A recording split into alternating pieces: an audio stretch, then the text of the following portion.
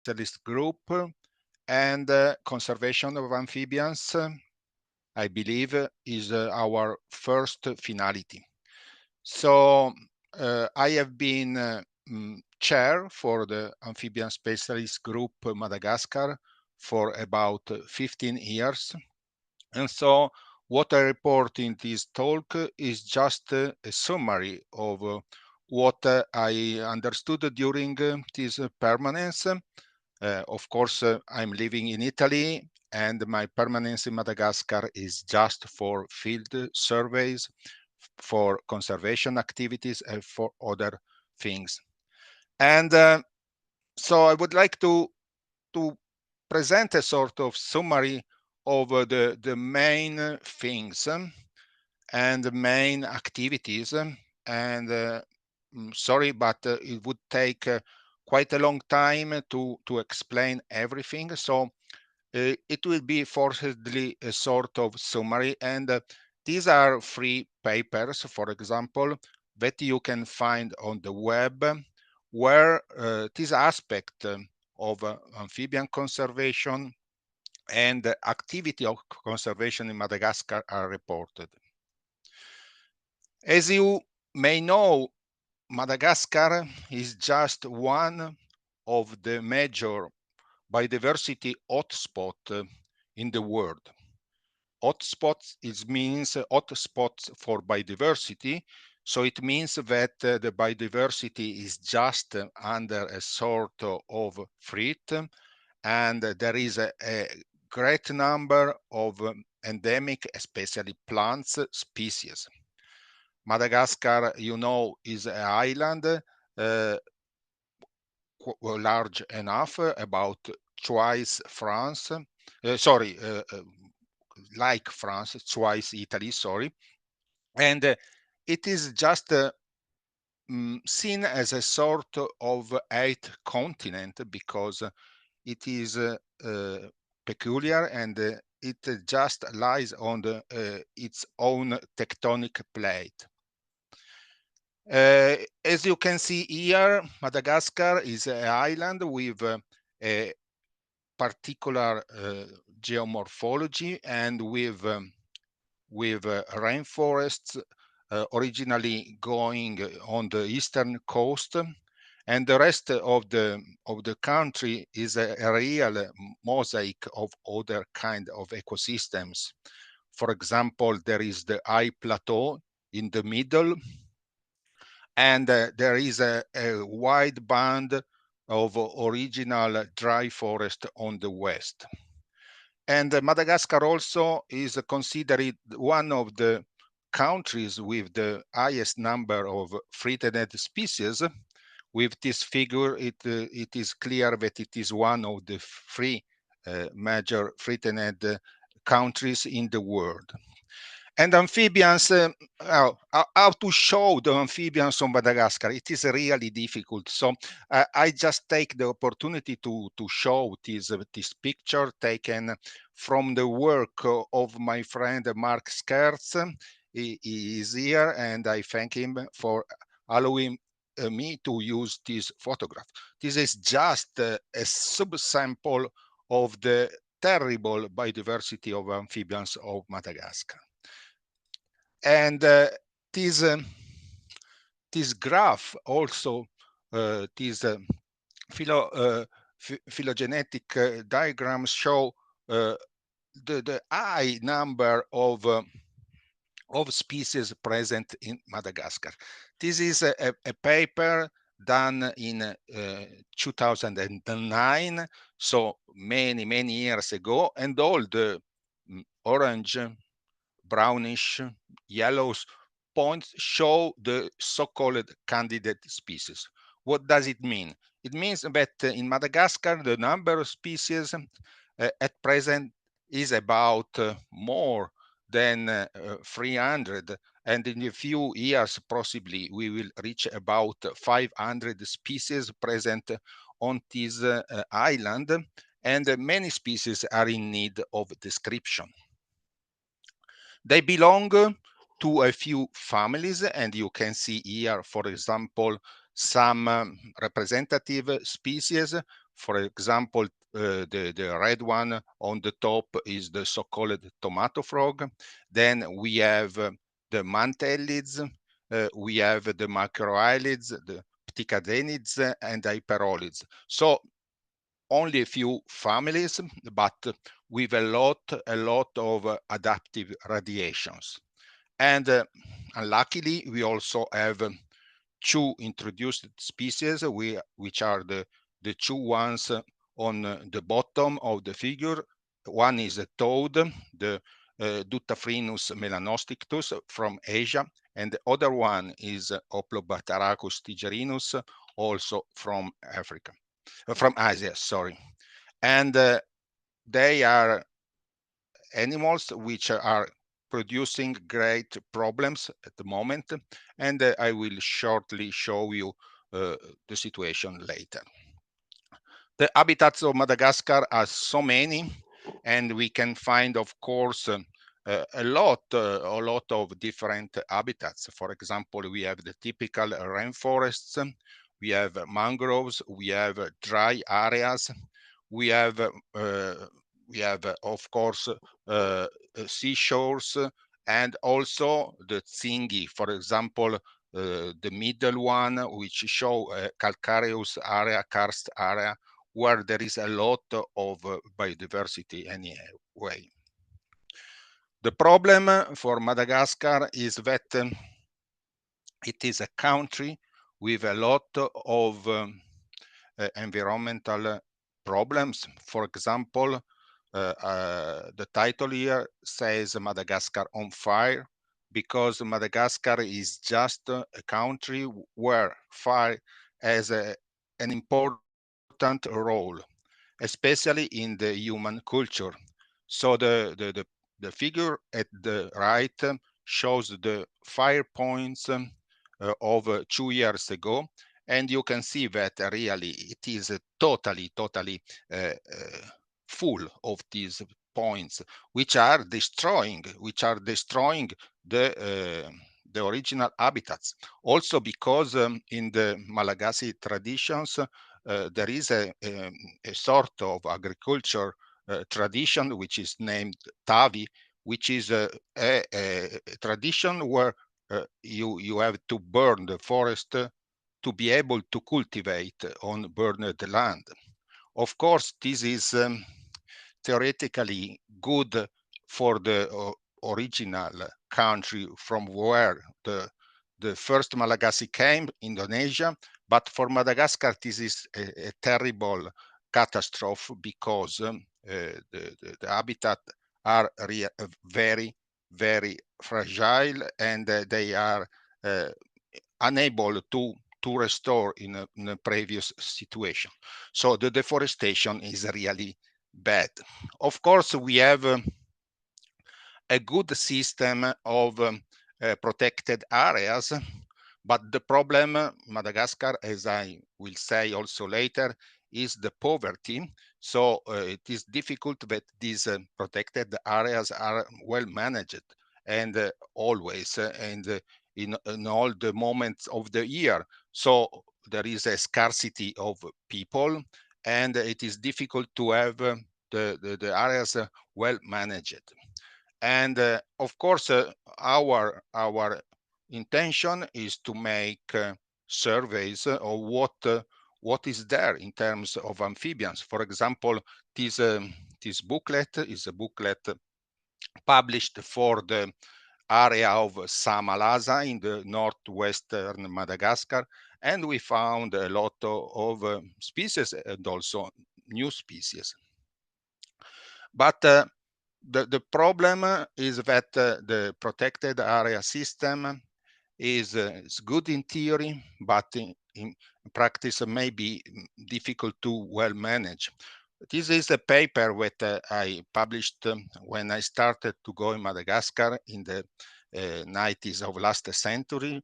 And I started doing some conservation work in the Ranomafana National Park, which is one of the most important protected areas of Madagascar. And you find it on Oryx. And I began to understand if the species were able to adapt to altered habitats. And it was a good paper for that time.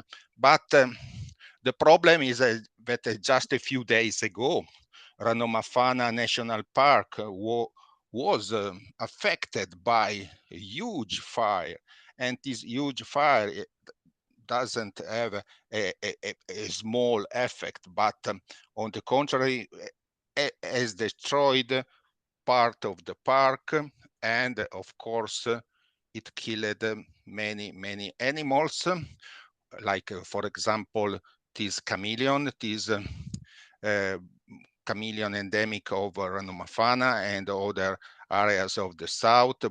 Brucasia was the old name, now is another name for the genus, Brucasia nasus. Very interesting and very peculiar. And it is really sad because the deforestation in Madagascar is how to say, a real keyword when you look at it. The deforestation rate is very high. 80% of its natural habitats is already gone, and the deforestation probably will be quite impressive also in the next few years. Other things are relating to the climate change, and for example, the southern Madagascar was heavily affected in the last few years, and this caused a lot of problems to human populations, which were totally without water and of course without food. The situation was so sad that many people migrated from the south to the north, and also created a lot of issues and problems. For example, this is a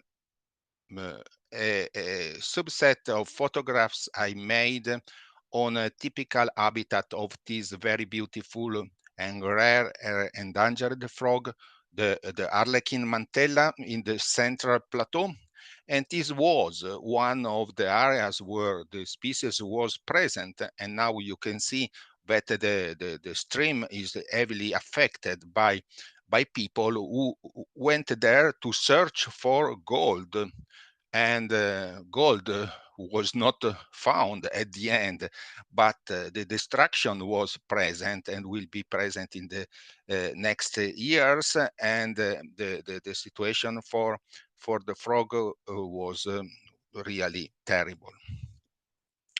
Other things that are affecting deforestation: the traffic of the palisander, the so-called bois de rose in French, which is a very important tree present in the eastern rainforest. And this is a species, or more than one species, which are traded illegally to produce things, for example, guitars and other things for the Eastern market. And they are totally illegally traded in Madagascar. They are reported in CITES, but the traffic is still there. And this is one of the things that are continuously affecting the situation and the conservation of natural habitats in Madagascar. Of course, when a tourist goes to Madagascar, goes there mainly because of the peculiar fauna, and the peculiar fauna means lemurs, first of all. This was the original ratio for going in Madagascar, but this is no more so true, because in all these years the situation for the for the amphibians changed a lot. So at beginning, of course, it was an activity of old old-time herpetologists like Georges Boulanger or Mario Giacinto Peracca in Italy.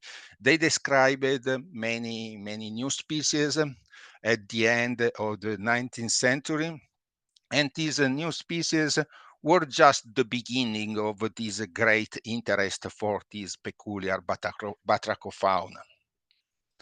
And after that, began a new history of herpetology for Madagascar. And for example, in the 70s of the last century, there were activities from some how to say, modern people wishing to go in the field, which was something that was not done before.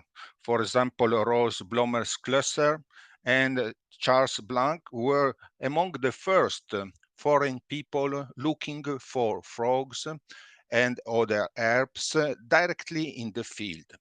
And the Faune de Madagascar, which is a series of books related to the fauna of Madagascar, was just set for amphibians. And this was, for example, my first book when I went in the 80s in the field to recognize the species. But it was really difficult.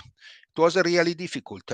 There was not yet a field guide, but there were already some people going there and searching for amphibians and reptiles and describe them.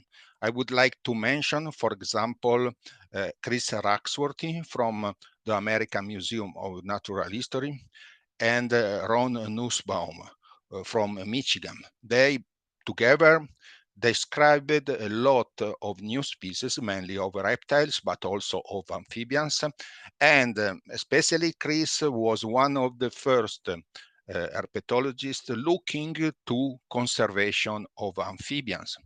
These are, for example, two papers published by him and Ron just for the situation of mountain amphibian species, and also about the extinction vulnerability of amphibians and reptiles in Madagascar. These were the first papers, the first contribution just on this aspect. But we had to wait for a few years, and the activity of Miguel Benches and Franco produced some of the most astonishing papers and books. For example, the field guide for amphibians and reptiles of Madagascar, which are now at their third edition, are important books, important field guides, allowing common people to recognize species in the field. And many other herpetologists also joined us in this activity. I would like, for example, mention Mark Scherz, Angelica Crotini, Devin Edmonds, Gonzalo Rosa, Achille Raselimanana, and many others. They were just at the beginning of this new generation of really interested scientists, and especially Malagasy scientists, because this is what I believe it is the most important actions and development in the last days. So we have new Malagasy students, professors, and they are doing a great job for preserving their biodiversity. Personally, I did also this kind of work, and I coordinated some of the first French written books on the amphibians. For example, for VATRA, which is an association in Madagascar, I published a paper, a book on the amphibians from dry areas and from the northern Madagascar. And this was something that produced a greater interest in the students of the many universities now present in Madagascar as well. And the activity grew a lot in the last decades. This graph, this histogram shows about the situation and the number of publications just on amphibians and reptiles. They are still growing and growing and growing. So it means that not only lemurs, but also amphibians and reptiles have become real interest points for naturalists going in Madagascar. And the activity of Amphibian Specialist Group Madagascar began at a certain point when Russ Mittermeier and Claude Gascon contacted me in 2005 in the ACAP summit in Washington, asked me to coordinate this kind of conservation activity. This was really a great honor for me, and I did the maximum that I could to coordinate and to push the interest of local people, of students and politics to the conservation of amphibians. To say conservation of amphibians, we know as members of amphibian specialist group that it is not an easy thing to do, because protect amphibians is not so easy, especially in a country like Madagascar, where poverty, as I said, is the first interest, the first need for the people. People need to survive, and to look at small frogs, it is never easy. And to explain that the conservation of amphibians is conservation of biodiversity, and in the long term, it is also conservation of natural habitats, at finally a sort of how to say way to warrant for a better situation also for ordinary lives. And one of the first activities that we did was to establish an assessment of the amphibians present in the country. This is a photograph of the first amphibians that we recognized as threatened.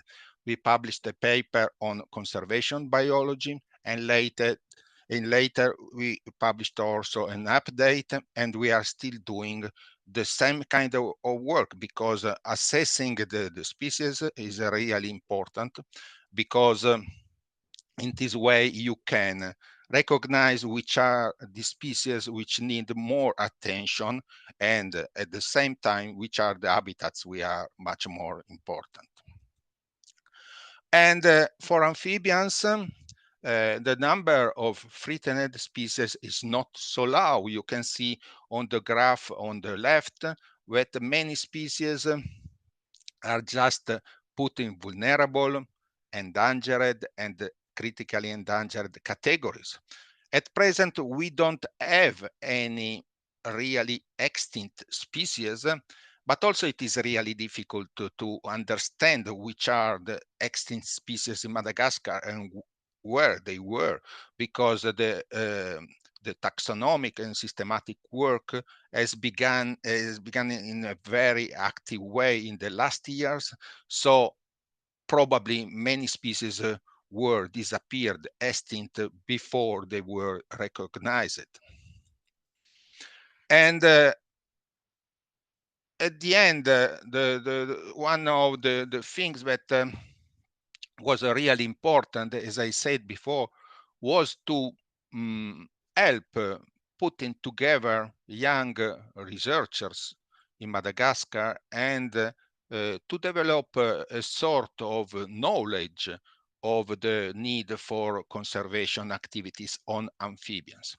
So the amphibian specialist group that I coordinated in those years was able to put together enthusiastic people which joined us in the ASG, and they were local coordinators, chairs, secretaries, and helpers, and they were real and astonishing colleagues, which are now doing a great job.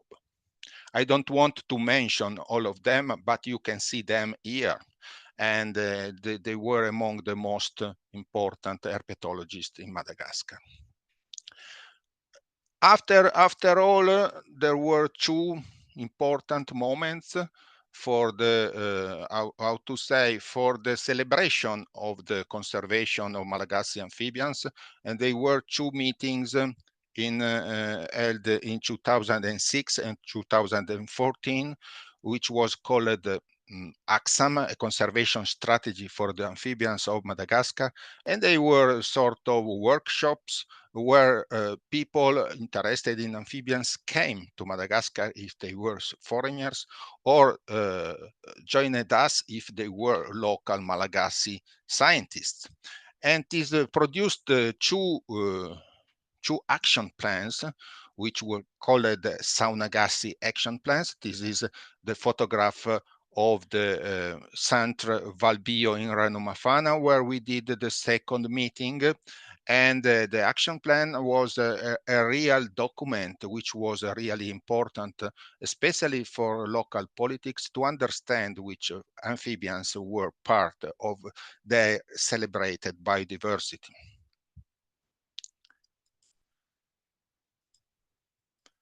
So far, the amphibian specialist group was mainly active for the conservation, for celebrating the conservation on amphibians. And this led to some important things. For example, results.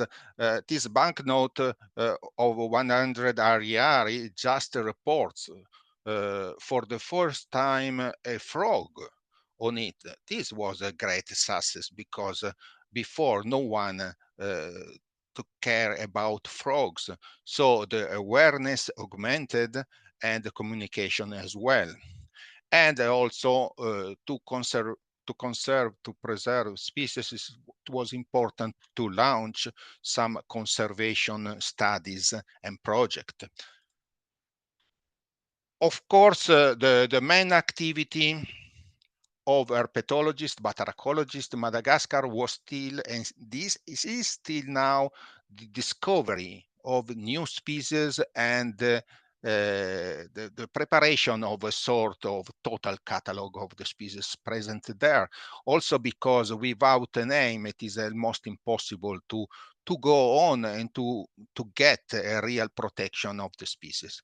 So, for example, this paper is a huge gargantuan paper where 26 new species of this tiny frog genus Stumpia were described.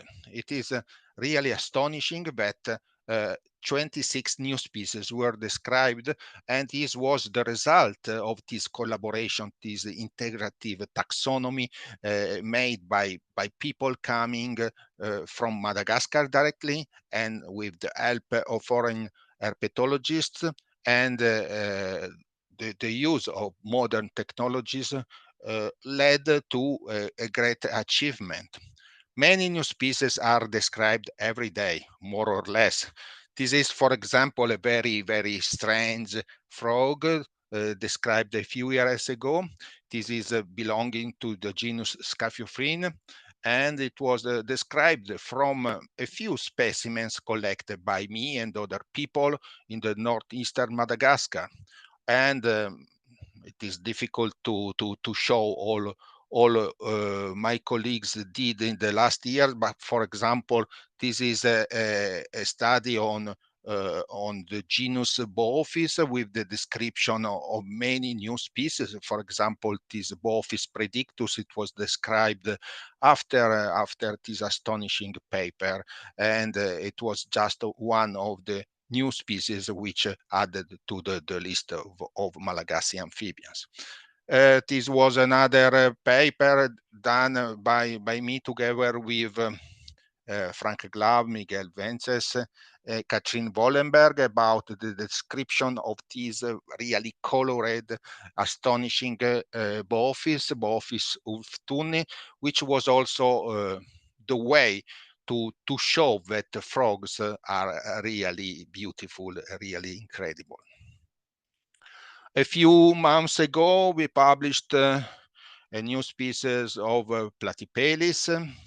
And this Platypellis, for example, it was collected, found more than 20 years ago during an expedition that I did together with Miguel Vences on the Tsaratanana Massif in northern Madagascar. So it means that the taxonomic description sometimes, I would like to say often, has to wait for many, many years because it is an activity that it is not so easy, and it is on the same time an activity that it is necessary to get conservation done. This is a frog that I discovered at the beginning of my activity. Its name is Spinomantis brune. It was dedicated to my mother, and it was just one of the first species described using this integrative taxonomy. Integrative taxonomy means using DNA analysis, morphology, bioacoustic studies, and so on. So you have to put everything you may know together to understand if a species is new or not. And of course, at the end, we have new species, and the assessment, the IUCN assessment, will follow and will be really efficient. More recently, again another paper, and sorry to show all these papers because the activities are really astonishing. This is, for example, the description of 24 new species of the genus Mantidactylus. Again, frogs with difficult morphology, coloration. To understand that they are different means that you have to do a real deep work.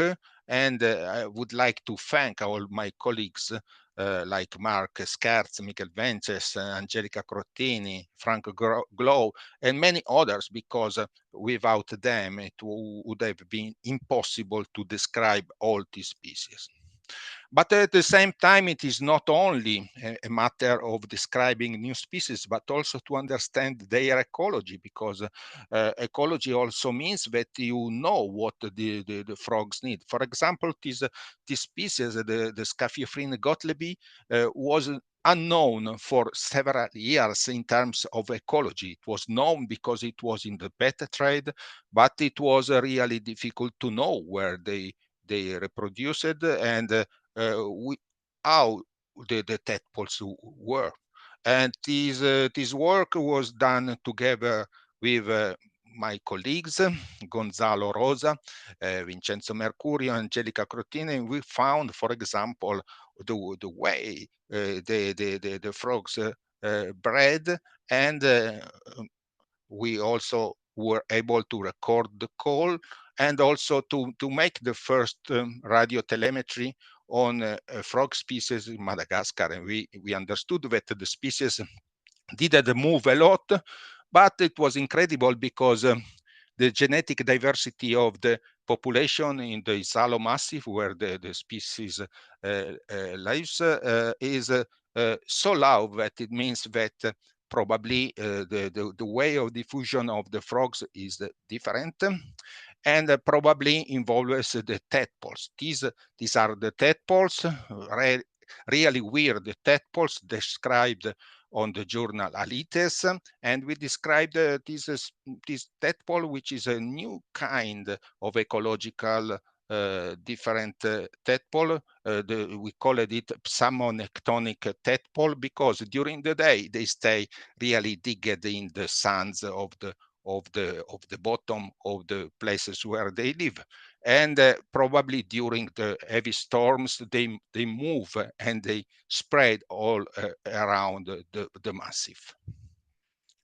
And to make a long story short, the activities were on many other aspects as well. For example, this paper done on the in the Betampona strict nature reserve in the eastern rainforest was just to understand the activities of the frog communities. It was a really a productive paper because we understood how these frogs were moving during all the year. And this was done thanks to the help of local research guides working there. For example, Jean-Noël was one of the first local people really attracted by frogs, and he, together with his colleagues, they helped a lot in this kind of activity. And the chytrid, you know, the chytrid, it is fungus which has a huge impact all around the world.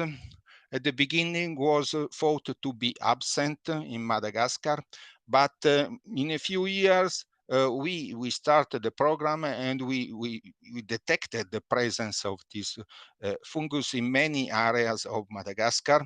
But what it is unclear if it is a real dangerous form of this fungus or not. At present, we don't have any evidence yet that the chytrid is dangerous and produced, how to say, local extinctions in the frogs of Madagascar. So probably the situation is far to be totally understood. In any case, it was detected, for example, in amphibians exported from Madagascar for the pet trade. And the pet trade itself is another aspect of the, how to say, the threats for the Malagasy amphibians. Many species are exported, or at least were exported, and this kind of activity represents something that it is a real difficult to understand if it is a threat or in some ways a sort of advantage for local populations, because in some cases, for example, the persistence of trade on some species allows the local people to maintain the residual rainforests without a sort of even minimum income. The rainforest would have been cut and totally destroyed. But it is a really controversial aspect. And together with Angus Carpenter, we did work quite recently, and we demonstrated that the activity of exportation for these live animals is still existing in Madagascar, is still legal, and what we would like to do is to propose a sustainable way to do this.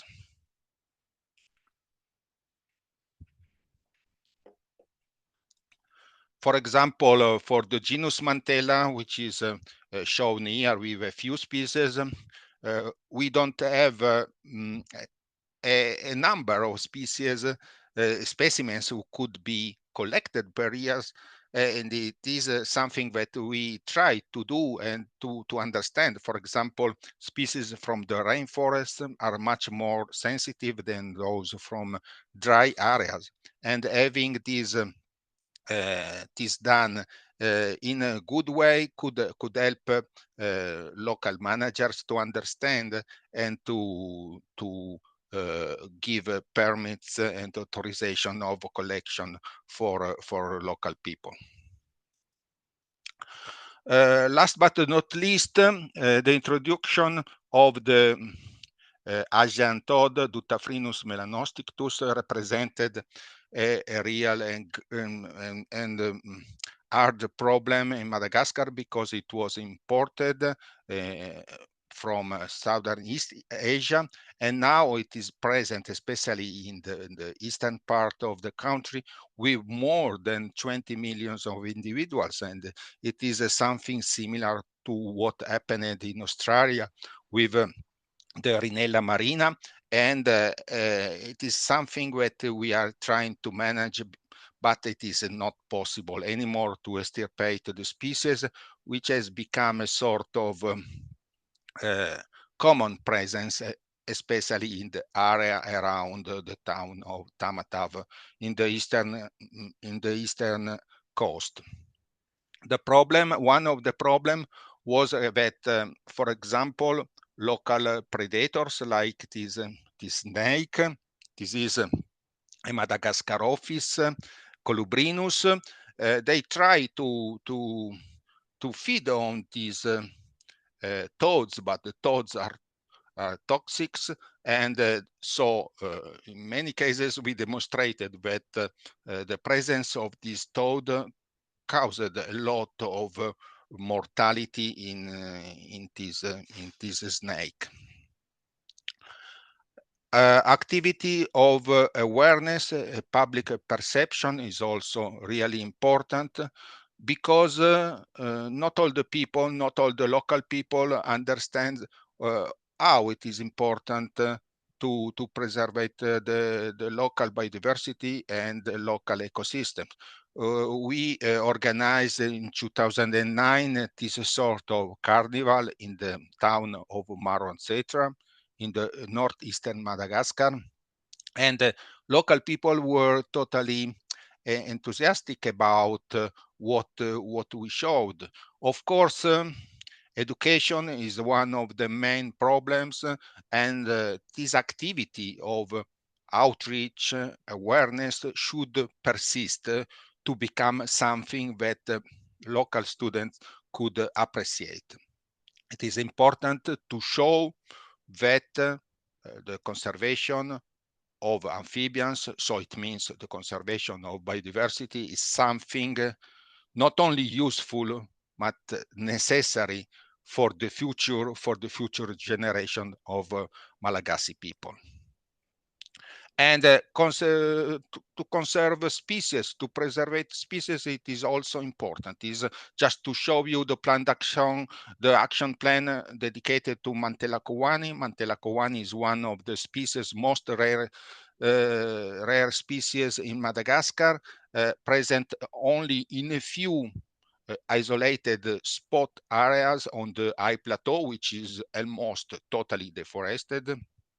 And we started in 2003 to understand that this species was in need of conservation and protection.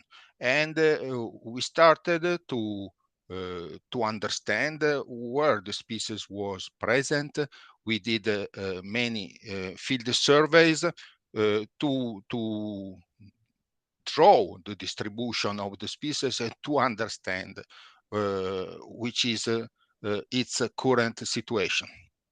The paper published by Devin Edmonds and colleagues showed that, for example, the few studied populations were decreasing in number of individuals, and this was something quite worrying, because it means that probably the species is suffering from this isolation. I'm waiting to see the next studies to understand if it is possible to do something for this species.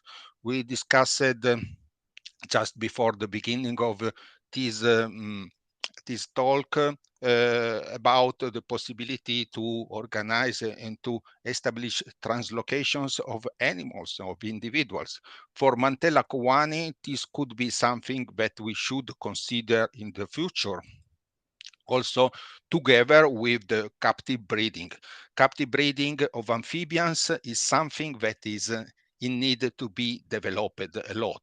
And for Madagascar, we don't know basically what to do for many of the species. Always Devin Edmonds and colleague were able to fill this gap a little bit, putting together information about how to take care of many species, 11 species of Malagasy frogs. It is already a good number, but in the view of 500 species, it is just a small portion, and we should know how to take in captivity, how to develop this husbandry science, and to save the species, for example, in case of massive mortalities due to the chytrid, in case they will happen. And this is something that we should develop, and we should say that it is important to consolidate collaboration between local communities, local authorities, and also foreign zoos, zoological gardens, and vivaria. So putting together their competence could be possible to help us to understand how to do to save these species. Just the last few slides to show an assessment, the last IUCN assessment done a few days ago in Andasibe, to assess some of these new described species of Stumphia and related species. And this was done, managed by local people, by people in Andasibe, and it was possible to assess these species. This will give a real strength to the conservation of Malagasy frogs.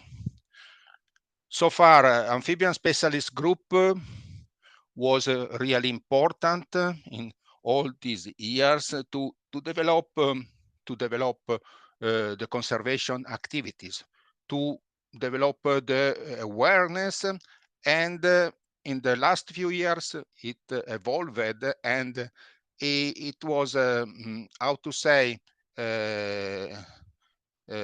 associated with another association, local association, MISA, which is an acronym to say Miaru Nisauna, protect the frogs, which is how to say the long arm of Amphibian Specialist Group in Madagascar.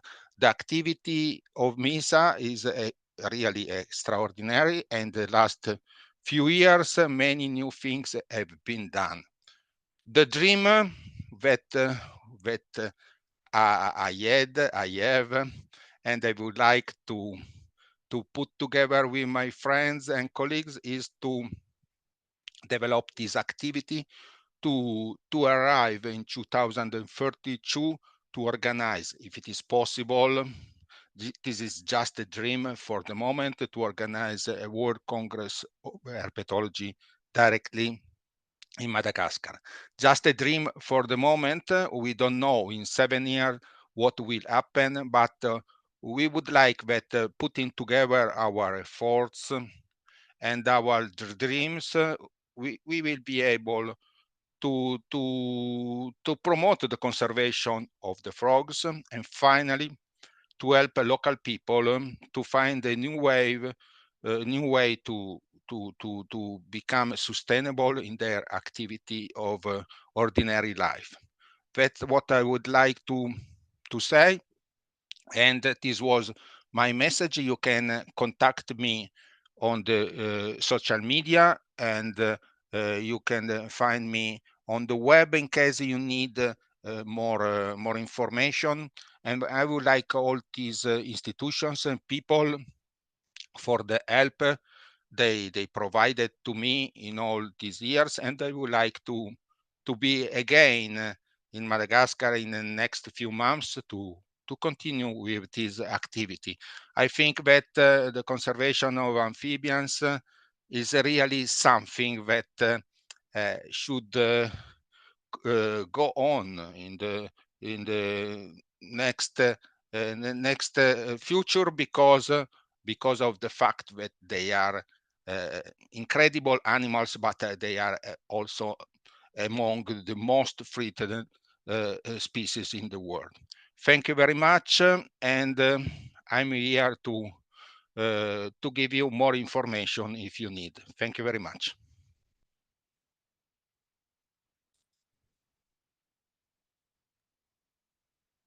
Thank you very much, Franco, for this amazing information that you just delivered to every one of us. So, does anyone have any question or comments that would like to share with everyone or questions for Franco?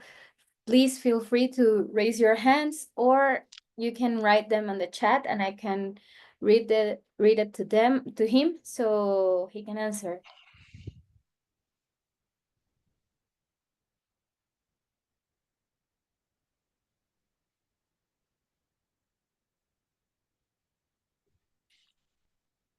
No one? Was it all clear? Sorry for my real bad English, and sorry if I said something in a not perfect way, but well, if you need any more information, I'm happy to reply. You can contact me on Facebook or Instagram, and I will be able. I will try to give you all my small replies to you, and I hope to provide what you need.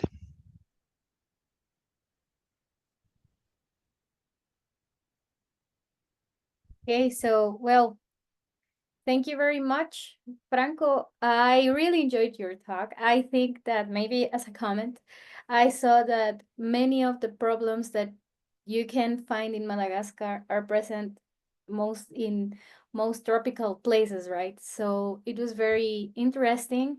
And also it gives us like some way to start working in other places. So thank you very Yes. much. And please, if anyone has any questions or would like to get in contact with Franco, don't hesitate contacting him. And thank you very much, everyone, for being here today. And we hope to see you all soon. Thank you very much to Amphibian Specialist Group and to you for all the help you provided to me. Thank you very much and see you soon. Thank you.